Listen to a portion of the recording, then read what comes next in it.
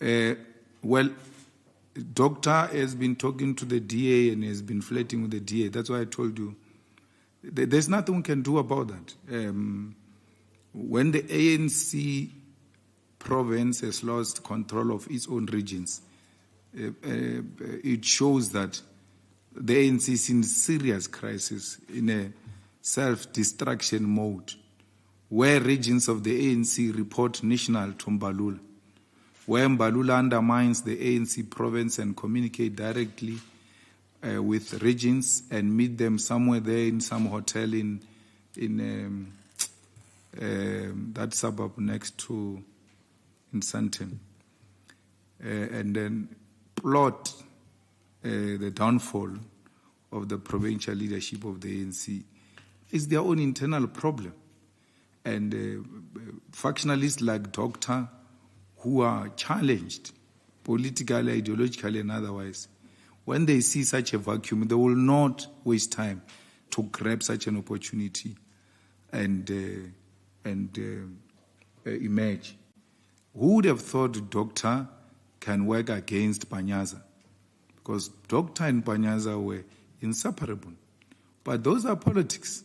There's nothing you can do about it. Doctor is engaged in open defiance of Panyaza's leadership, and to an extent engaged in caucuses that seeks to remove Panyaza and all of that. So, because of that relationship we have with the ANC in Ekurhuleni and everywhere else, and national to a particular extent, we can't throw our toys. We are in a coalition. We have not won any power. In the coalition, you negotiate every day for the next 5 years. Every day. Today you are in, tomorrow you are out.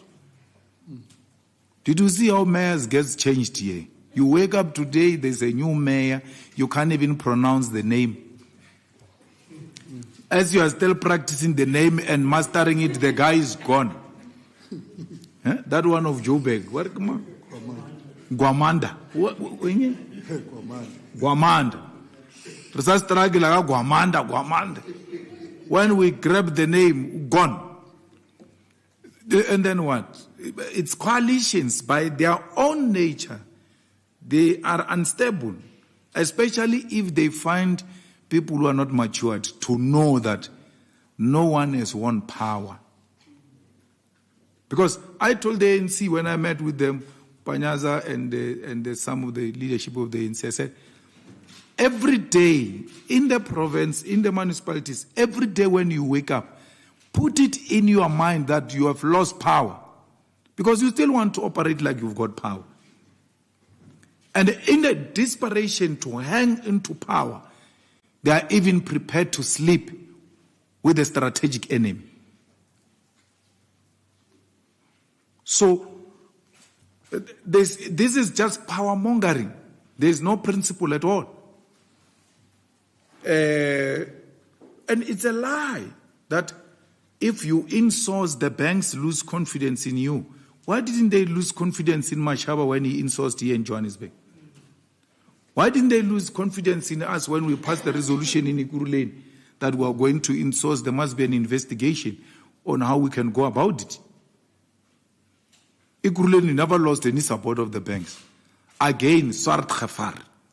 And it's not shocking coming from Freedom Front.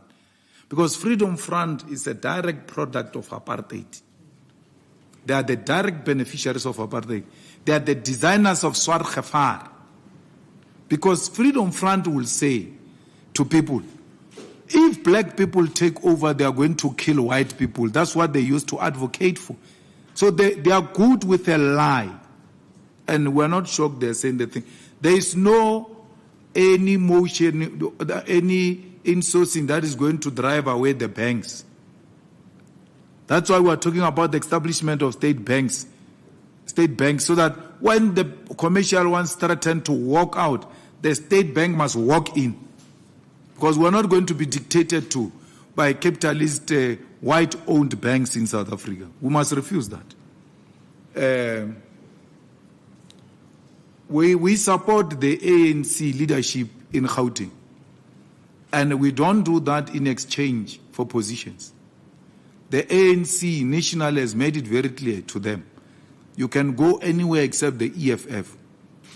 And they said, okay, we can go anywhere except EFF or MK, that's fine, but we're not going to DA. We're choosing to stay out with other small parties out of that GNU arrangement.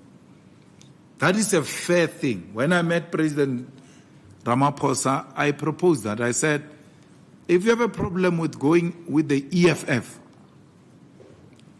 please don't go with the DA. Go alone and constitute a minority government. Exactly what Gauteng did, but they did it after. It was before even Gauteng did it. I said to President Ramaphosa, you've got 40%. Mapantiti have got this percent. This one has got that percent. You put together those percentages, you are still at the right position to can make decisions, because we will not support the DA in Parliament.